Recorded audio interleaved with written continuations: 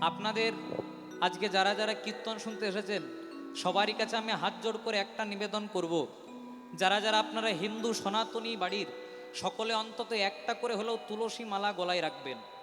জয় রাধে, হরে কৃষ্ণ। অনেকে বলে বাবা আঁশ খাই বলে তুলসী মালা রাখতে পারি না। যারা আঁশ খান তারা কালকে গিয়ে তুলসী মালা পরবেন।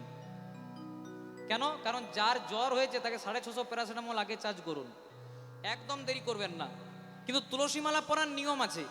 যিনি আঁশ খাচ্ছেন তিনি গলা থেকে একটু নামিয়ে পড়বেন, আর যিনি নিরামিষ খাচ্ছেন তিনি গলার মধ্যে লাগিয়ে পড়বেন।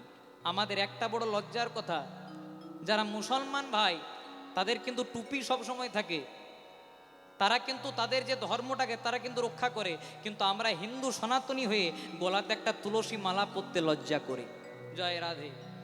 মনে করুন দুটো কুকুর পাশাপাশি যাচ্ছে, একটা কুকুরের গলায় বেল্ট আছে আর একটা কুকুরের গলায় বেল্ট নাই। জয় রাধে।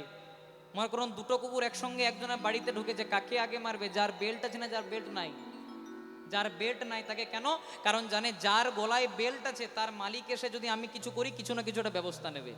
তিনি যদি আপনি তুলসীর মালাটা গলায় রাখেন, ভগবানের নজরটা সবসময় আপনার কাছে থাকবে। কারণ ভগবান হলেন আমাদের ইউনিভার্সাল ফাদার, ভগবান হলেন আমাদের জগৎ পিতা। আর জগৎ পিতার জন্য যদি আপনি এক পা অগ্রসর করেন তাহলে ভগবান নিজে দু পা অগ্রসর করবে আপনাকে তার চরণে নিয়ে যাওয়ার জন্য। নিতাই গৌর প্রেমানন্দে হরি হরি।